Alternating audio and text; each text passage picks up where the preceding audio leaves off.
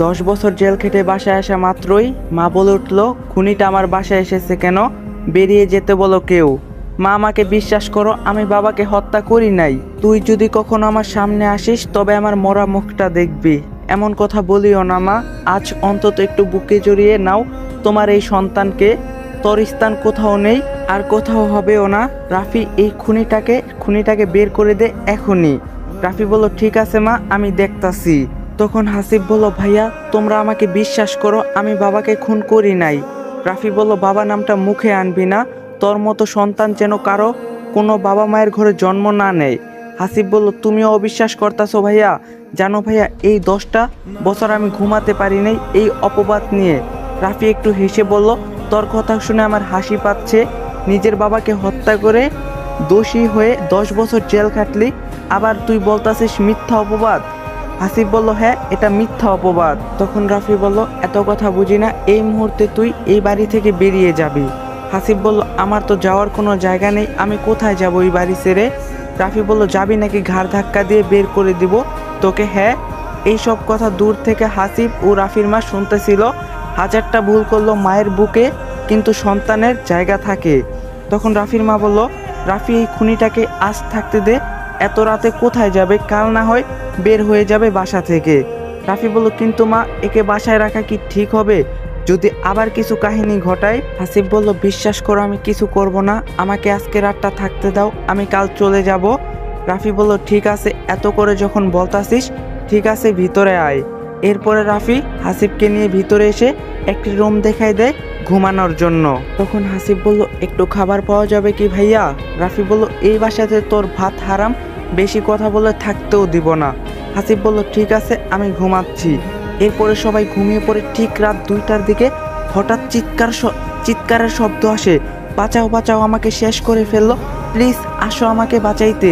এমন চিৎকারের শব্দ শুনে সবাই বাহিরে এসে দেখে যে হাসিব। কাজের মেয়ের ছায়ার ব্লাউজের হুকটা খোলা দেখে রাফির পায়ের রক্ত মাথায় উঠে যায়।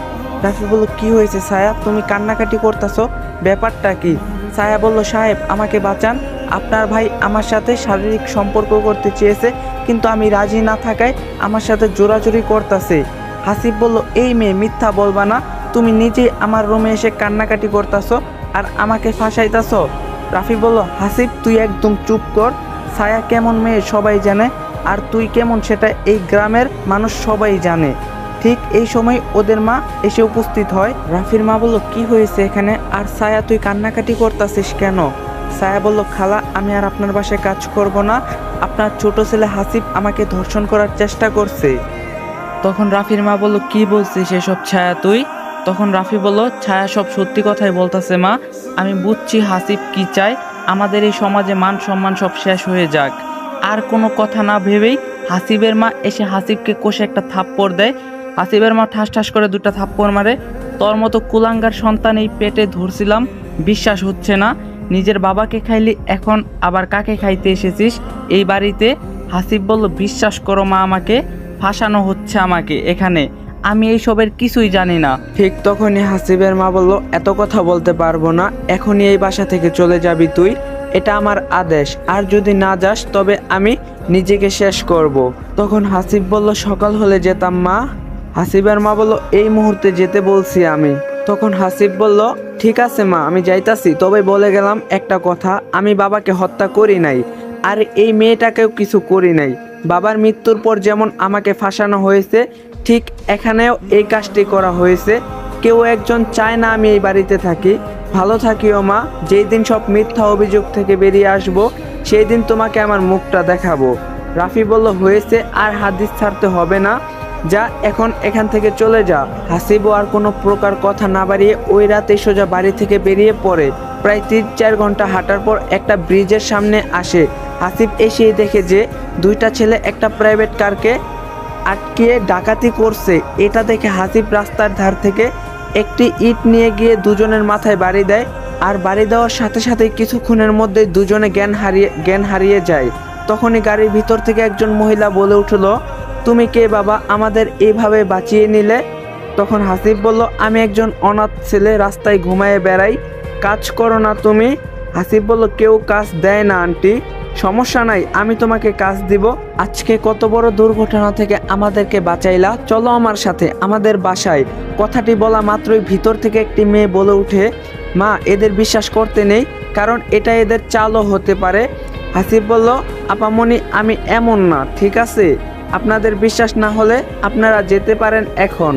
আরে বাবা, ওর কথায় রাগ করিও না, আমি তোমাকে দেখেই বুঝে ফেলছি তুমি এমন না।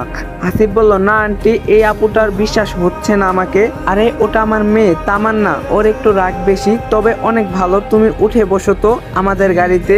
তবু হাসিব উঠতাছে। এরপরে অনেক বোঝাবুঝির পরে হাসিবকে তারা সাথে করে নিয়ে যায়। হাসিব বলল, এটা আপনাদের বাসা আন্টি? এটা আমাদের বাসা। আসিফ বলল, বাসা তো নয়, যেন রাজমহল এটা। হুম, পাগল ছেলে একটা। আচ্ছা তোমার বাবা মা নেই? ঠিক তখনই হাসিব বলল, না আন্টি, আমার বাবা মা নেই, রাস্তায় থেকে মানুষ হয়েছি আমি। ও আচ্ছা, তুমি আমাদের গাড়িটা চালানো শিখো, ড্রাইভিং করিও কেমন? আচ্ছা তোমার নামটা যেন কি? হাসিব বলল, ঠিক আছে আন্টি, আর হ্যাঁ আমার নাম হাসিব। তখন তামান্নার মা বলল, তামান্না গেস্ট রুমে নিয়ে যা তো হাসিবকে। তখন তামান্না বলল, এই মা তুমি কি বলতাছো? এই থাকবে আমাদের গেস্ট রুমে? তুমি কি পাগল হইছো মা? তখন তামান্নার মা বলল, যা বলতাছি তা কর। তামান্না এক প্রকার বাধ্য হয়ে হাসিবকে গেস্ট রুমে নিয়ে যায়। হাসিব তামান্না রুমে ঢোকার সাথে সাথেই ঠাস ঠাস করে দুইটা থাপ্পড় মারে আর বলে, এই কুত্তার বাচ্চা, তুই আমাদের বাসায় আসলি কেন? রুমে ঢোকা মাত্রই এমন একটা কাহিনী ঘটে যাবে হাসিব ভাবতেও পারেনি। হাসিব বলল, আশ্চর্য, আপনি আমাকে থাপ্পড় মারলেন কেন? বুঝলাম না। তামান্না বলল, সেটা তো বুঝবি না, সুন্দর মেয়ে দেখছিস তো রাজি হয়ে গিয়েছিস। হাসিব বলল, আপনার কোথাও ভুল হয়েছে, আপনার মা আমাকে জোর করে এনেছে, আমি নিজে আসিনি। তামান্না বলল, হয়েছে, আর বলতে হবে না, তোর মতো ছেলেরা আমার ভালো করে চেনা আছে, বুঝছস? এটা বলেই তামান্না রুম থেকে রাগান্বিত হয়ে বেরিয়ে আসে। আর ওইদিকে হাসিব মনে মনে বলতে থাকে, যাই হোক না কেন, এখানে থেকে আমাকে কিছু করতে হবে। তো এইভাবেই সেই রাতটি কেটে যায় হাসিবের। পরের দিন যখন তামান্না ও তার বাবা মা খেতে বসছিল, ঠিক সেই সময় হাসিব সেখানে উপস্থিত হয়। ঠিক তখনই তামান্নার মা বলে উঠলো, আরে বাবা তুমি উঠছো? আমি তো ভেবেছি এখনো ওঠো নাই, তাই তোমাকে ডাকতেও যাইনি। আসো আসো, বসে পড়ো। তামান্না বলল, আশ্চর্য মা, ও আমাদের বাসায় চাকর, আমাদের সাথে খাইবে মানে? তখন তামান্নার মা বলল, কে বলছে ও চাকর? হ্যাঁ, ও আমাদের পরিবারের একজন এখন থেকে সদস্য। তামান্না বলল, এত অল্প সময়ে কাউকে বিশ্বাস করা ঠিক হচ্ছে না মা আমাদের। এমনও তো হতে পারে এই ছেলে আমাদের সব লুটপাট করে নিয়ে যাবে। হাসিব বলল, আপু আমি এমন ছেলে না। তামান্না বলল, দেখলেই বোঝা যায় তুমি কেমন। হাসিব বলল, আন্টি যদি আপনাদের আমাকে নিয়ে সমস্যা হয়, যদি সমস্যা হয়ে থাকে তবে বলে দিন, আমি চলে যাইতাছি, কারণ এখানে থেকে আমি অপমানিত হইতে চাই না। আরে বাবা তুমি রাগ করিও না, আমার মেয়েটা একটু রাগ বেশি। আসো এখানে বসে পড়ো, আমি ভাত বেড়ে দিতাছি। তখন তামান্না বলল, ও এখানে বসে খাইলে আমি খাবো না, বলে দিলাম কিন্তু। ওর দিকে একবার দেখছো শরীরের কি অবস্থা? এই কথাটি শোনা মাত্রই তামান্নার মা একটু রেগে যায় তামান্নার উপর। অনেক হয়েছে তামান্না, আর একটা কথাও শুনতে চাই না তোমার মুখে। মানুষকে সম্মান করতে শিখো। তোমাকে কিসের জন্য পড়াশোনা করাচ্ছি? হ্যাঁ। হাসিব বলল, আরে আন্টি থাক না, ও ছোট মানুষ, একটু কম বুঝে, আমাকে খাবার দেন, আমি রুমে গিয়ে খাবো। না, এখানেই বসে খাবে তুমি। ও হাসিব বলল, প্লিজ আন্টি বোঝার চেষ্টা করুন। ঠিক আছে বাবা, তুমি রুমে যাও, তোমার খাবার চলে যাবে একটু পরে। আর শোনো, আজ থেকেই গাড়ি চালানো প্র্যাকটিস করবে। হাসিব বলল, ঠিক আছে আন্টি। তো এরপরে হাসিব প্রতিদিন গাড়ি চালানো শিখতে থাকে। এইভাবে দেখতে দেখতে একটি মাস কেটে যায়। আর এক পর্যায়ে গাড়ি চালানো থেকে গাড়ির খুঁটিনাটি সব সম্পর্কে জ্ঞান অর্জন করে। তখন তামান্না বলল, এই চাকর আজ আমাকে কলেজে নিয়ে চল, গাড়ি চালিয়ে, আমার অনেক লেট হয়েছে। তখন হাসিব বলল, আপনি গাড়িতে বসুন, আমি যাচ্ছি রেডি হয়ে। তামান্না বলল, তাড়াতাড়ি আয়, অপেক্ষা করতে পারবো না। হাসিব বলল, আচ্ছা ঠিক আছে আপা। তখন তামান্না ঠাস ঠাস করে দুটা থাপ্পড় মারলো। তোকে কতবার বলছি আপা বলবি না, আমাকে ম্যাডাম বলবি। হাসিব বলল, সরি ম্যাডাম। তখন তামান্না গিয়ে গাড়িতে বসে পড়ে। এর কিছুক্ষণ পর হাসিব রেডি হয়ে গাড়ি ড্রাইভিং করে কলেজে আসে। কলেজে আসা মাত্রই একটা ছেলে এসে তামান্নাকে জড়িয়ে ধরে আর বলে, তামান্না বলল, আই লাভ ইউ আবির। আবির বলল, আই লাভ ইউ টু তামান্না। তামান্না বলল, তোমাকে অনেক মিস করছি আমি। আবির বলল, আমিও মিস করছি তোমাকে। ঠিক সেই সময় হাসিব বলে ওঠে। হাসিব বলল, আপু আমি কি যাব এখন নাকি এখানেই থাকবো? তামান্না ঠাস ঠাস করে দুইটা থাপ্পড় মারলো। এই ছোট লোকের বাচ্চা, তোকে একটু আগে বলছি আপু বা আপা বলে ডাকবি না, ম্যাডাম বলবি। হাসিব বলল, আমার ভুল হয়েছে ম্যাডাম, মাফ করে দিন। আচ্ছা ম্যাডাম, একটা কথা বলি। তামান্না বলল, বল, কি বলবি? হাসিব বলল, এই ছেলেটা আপনাকে জড়িয়ে ধরলো কেন? আপনারা কি দুজন দুজনকে ভালোবাসেন? তখন আবির হাসি দিয়ে বলল, তামান্না, চাকর কি বলে? এর সাহস কেমনে হয় এইসব বলার? তামান্না বলল, আরে বাদ দাও না, এইসব চাকরের কথা কি ভাবো যে তুমি বুঝি না। তখন হাসিব বলল, এই যে ম্যাডাম, চাকর কাকে বলেন? হ্যাঁ, আমি চাকর না। চাকরের কাজ কি জানেন? বাড়ি ঘর মোছা, রান্না বান্না করা, কাপড় চাপড় ধোয়া। আর যদি একবার আমাকে চাকর বলেন, খুব খারাপ হবে বলে দিলাম। হাসিবের মুখে এমন কথা শুনে তামান্নার আবির অবাক হয়ে যায়। আবির বলল, ছি তামান্না, তোমার চাকর তোমাকে এভাবে অপমান করলো? আবিরের মুখে এই কথাটি শুনেই তামান্নার ইগোতে লেগে যায়, আর সাথে সাথেই হাসিবকে থাপ্পড় মারতে ধরবে। ঠিক সেই সময় হাসিব হাতটি ধরে ফেলেই নিজেই থাপ্পড় দেয়। হাসিব ঠাস ঠাস করে দুইটা থাপ্পড় মারে। তোর অনেক ইগো তাই না? কিছু বললেই থাপ্পড় দিস। এখন দেখ থাপ্পড় খাইতে কেমনটা লাগে। এত জোরে হাসিব থাপ্পড় দিয়েছে যে তামান্নার ঠোঁট ফেটে গিয়ে রক্ত ঝরতাছে। এই থাপ্পড় খেয়ে রীতিমতো আবির ও তামান্না দুজনে আশ্চর্য হয়ে যায়। তামান্না বলল, তোর এত বড় সাহস, আমাকে থাপ্পড় মারিস? চল বাসায় চল, তোকে আজ মজা দেখাবো। এটা বলে তামান্না হাসিবকে নিয়ে বাসায় আসে। এসেই বলতে থাকে যে, তখন তামান্না বলল, মা, এই কুত্তার বাচ্চা চাকর আমাকে কলেজে সবার সামনে থাপ্পড় মারছে। তখন তামান্নার মা বলল, হাসিব, এসব কি শুনতাছি? হ্যাঁ, তুমি কি সত্যি থাপ্পড় মারছো? হাসিব বলল, জি আন্টি, কারণ আপনার মেয়ে আগে আমাকে থাপ্পড় মারছে। তখন তামান্নার মা বলল, তামান্না, তুই কেন হাসিবকে থাপ্পড় দিলি বল? তামান্না বলল, ও আমাদের বাসার চাকর, তাই থাপ্পড় দিয়েছি। কে বলছে ও আমাদের বাসার চাকর? হ্যাঁ, আমি কি কখনো তোকে বলছি? তামান্না বলল, তুমি বলা না বলাই কি আসে যায়? তখন তামান্নার মা বলল, হাসিব, তুমি কি বলেছিলে তামান্নাকে, একটু বলো তো শুনি আগে। হাসিব বলল, আসলে আন্টি, হয়েছে কি, আমি যখন আপনার মেয়েকে কলেজে নিয়ে যাই, ঠিক সেই সময় একটি ছেলে এসে আপনার মেয়েকে জড়িয়ে ধরে আরও কত কি বলে। তো আমি বললাম, আপা, তোমরা কি দুজন দুজনকে ভালোবাসো? এটা আমার বলা ভুল ছিল। আর আপা বলছি কেন ম্যাডাম বললাম না, তাই আমাকে থাপ্পড় দিয়েছে। পরবর্তীতে যখন আবার থাপ্পড় দিবে, ঠিক তখন আমি আবার থাপ্পড় দিয়েছি। ও আচ্ছা, এই কাহিনী। তামান্না ছেলেটাকে আর তোকে জড়িয়ে কেন ধরলো? তখন তামান্না বলল, ও আমার বন্ধু হয়, আমি ওকে খুব ভালোবাসি, তাই ও আমাকে জড়িয়ে ধরছে। তখন ওর মা বলল, কই, এই সম্পর্কের তো আমি কিছুই জানি না। তামান্না বলল, তোমাকে বলার প্রয়োজন মনে করি না। ঠিক তখনই তামান্নার মা ঠাস ঠাস করে দুইটা থাপ্পড় মারে। তোর এত বড় সাহস, আমার মুখের ওপর কথা বলিস? তখনই হাসিব বলল, আরে আন্টি, কি করতেছেন, মারিয়েন না, ও এখনো ছোট আছে। তামান্না বলল, তুমি একটা চাকরের কথা শুনে আমাকে এত কিছু বললা মা, এটা আমি ভাবতেই পারতাছি না। তখন তামান্নার মা বলল, মানুষকে সম্মান করতে শিখো, এই শিক্ষা তোমাকে আমরা দেই নাই, যাও রুমে যাও তোমার। তার মায়ের মুখে এমন কথা শুনে তামান্না 100 বোল্ডার রাগের মাথা নিয়ে রুমে আসে। তখন হাসিব বলল, আন্টি, শুধু শুধু মারলেন কেন ওকে? এখনো বোঝার বয়স তেমন হয়নি। আরে পাগল, ওকে যদি এখন শাসন না করি বিগড়ে যাবে, তখন আবার সমস্যা হবে। আচ্ছা, তুমি কি পর্যন্ত লেখাপড়া করছো? হাসিব বলল, আমি ইন্টার পর্যন্ত পড়ছি, আর পড়ি নাই। তামান্নার মা বলল, কি বলো, তুমি ইন্টার পর্যন্ত পড়ছো? কিন্তু তুমি যে বললা তুমি রাস্তায় মানুষ হইছো। হাসিব বলল, রাস্তায় মানুষ হইছি, কিন্তু আমারও একটা পরিবার ছিল আন্টি। তখন তামান্নার মা বলল, তোমার কথা কিছুই বুঝতাছি না, বুঝাই বলো তো। হাসিব বলল, সব সত্যি বলবো আপনাকে আজ, কারণ আমি চাই আপনারা আমার সম্পর্কে জানুন। তখন তামান্নার মা বলল, অবশ্যই বলো। এরপরে হাসিব সব কিছু সত্যি সত্যি বলে দেয়, তার জীবনে কি হয়েছে না হয়েছে। এই সব কিছু শুনে তামান্নার মা নিজেই কান্না করে দেয়। এই সব কিছু তোমার মাও বিশ্বাস করছে? হাসিব বলল, আন্টি, আমার কপালটাই খারাপ, কেন যে জন্ম নিয়েছি এই পৃথিবীতে। আচ্ছা, একটা কথা বলি। হাসিব বলল, আন্টি বলুন, কি বলবেন? আমি চাই তুমি তামান্নার সাথে পড়াশোনা করো, তামান্নাও এবার ইন্টারে। হাসিব বলল, এটা হয় না আন্টি, মানুষ খারাপ ভাববে। তখন তামান্নার মা বলল, মানুষের কথা শুনলে হবে নাকি? হ্যাঁ। হাসিব বলল, ঠিক আছে আন্টি, আপনি যা ভালো বুঝেন। তখন তামান্নার মা বলল, আমার তো ছেলে নেই, তাই তোমাকে আমি ছেলের মতো দেখাশোনা করব, এতে তোমার কোনো সমস্যা নেই তো? হাসিব বলল, না আন্টি, সমস্যা কেন হবে, এটা তো আমার ভাগ্যের ব্যাপার। তখন তামান্নার মা বলল, আচ্ছা শোনো, কাল তোমাকে কলেজে ভর্তি করে দিব। আর শোনো, এই নাও, এখানে কিছু টাকা আছে, চুল দাড়ি এগুলো ভালো করে নিও, আর কিছু কেনাকাটা করে নিও। হাসিব বলল, এতগুলো টাকা লাগবে না আন্টি।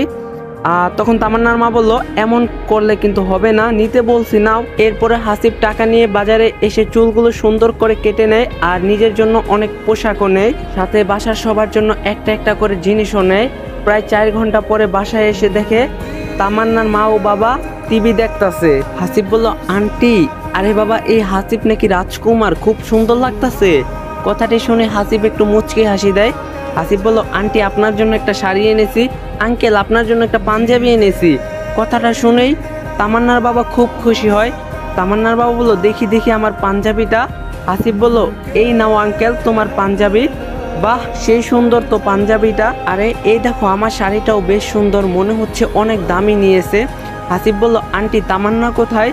ও উপরে নিচের রুমে শুয়ে আছে। কেন বাবা? হাসিব বলল, আসলে আন্টি, ওর জন্য একটা নীল রঙের শাড়ি কিনে এনেছি পছন্দ করে। আচ্ছা আপনারা থাকেন, আমি দিয়ে আসতাছি ওকে। এটা বলে হাসিব তামান্নার রুমের দিকে যায়। তখন তামান্নার মা বলল, এই তামান্নার বাবা, দেখছো হাসিব কত ভালো, ওর কাপড় কেনার জন্য টাকা দিয়েছি, কিন্তু দেখো আমাদের জন্য কিনে নিয়ে এসেছে। সত্যি অনেক ভালো, কাল কলেজে ভর্তি করিয়ে দিয়ে আসিও তুমি, আমার অফিসে অনেক কাজ আছে। জানো, আমার না হাসিবকে খুব ভালো লাগে, ওর কথাবার্তা চলাফেরা অনেক ভালো।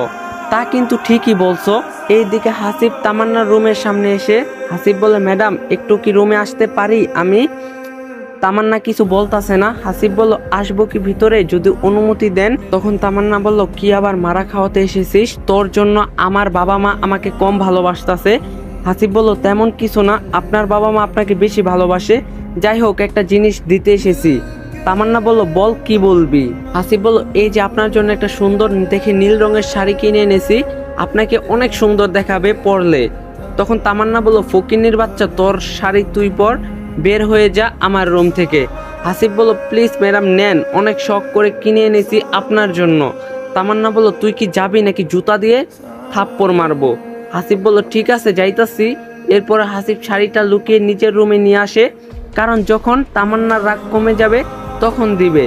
তো এইভাবেই সেই দিনটা কেটে যায়। পরের দিন যখন তামান্না, ওর মা আর হাসিব যখনই কলেজে যায়, ঠিক তখনই কলেজে ঢোকার সাথে সাথে সব মেয়ে যেন হাসিবের দিকে তাকিয়ে আছে। এটা দেখে একটু হাসিব লজ্জা পায়, আর তাকাইবে না কেন, এত সুন্দর একটা স্মার্ট ছেলে। এরপরে তামান্নার মা কলেজের হেড স্যারের সাথে কথা বলে হাসিবকে ভর্তি করায়। হাসিব বলল, আন্টি, আপনাকে যে কি বলে ধন্যবাদ দিব, ভাষা খুঁজে পাচ্ছি না। পাগল একটা, মন দিয়ে পড়াশোনা করো, তোমাকে অনেক বড় হতে হবে। হাসিব বলল, ইনশাল্লাহ সর্বোচ্চ দিয়ে চেষ্টা করব। তখন তামান্নার বাবা বলল, আচ্ছা তামান্না, থাকো, আমি গেলাম, একসাথে আসিও কেমন? তামান্না বলল, ঠিক আছে মা। তো যখনই তামান্নার মা কলেজের বাহিরে যায়, সাথে সাথে কিছু মেয়ের ভিড় জমে যায় তামান্নার কাছে। তামান্না বলল, আশ্চর্য, তোমরা আমাকে ঘিরে ধরছো কেন, বলবে? তখন মেয়েগুলো বলল, আচ্ছা ওই ছেলেটা কে হয় তোমার? আমি তো প্রথম দেখাই প্রেমে পড়ছি। আবার আরেকজন বলে ওঠে, তামান্না, ছেলেটার নাম্বার দে তো কথা বলবো, বিশ্বাস কর আমি ওর প্রেমে পড়ে গেছি। তামান্না বলল, এই চুপ করবা তোমরা? মেয়েগুলো আবার বলল, উফ, এতদিন পর একটা সুন্দর ছেলে কলেজে আইছে, কোথায় যে ছিল এতদিন? এই সব কিছু আবার দূর থেকে তামান্নার বিয়ে দেখতাছিল। তামান্না বলল, তোমাদের চয়েস দেখে আমি তো অবাক, এটা কোনো ছেলে হলো? মেয়েগুলো বলল, তোমার বিএফের থেকে সুন্দর আছে। কথাটা শুনেই তামান্না রাগান্বিত চোখে সেই মেয়েটির দিকে তাকায়। তামান্না বলল, আমার বিএফকে নিয়ে কোনো কথা বলবি না তোরা, আশা করি আমার কথাটি সবাই বুঝে গেছো।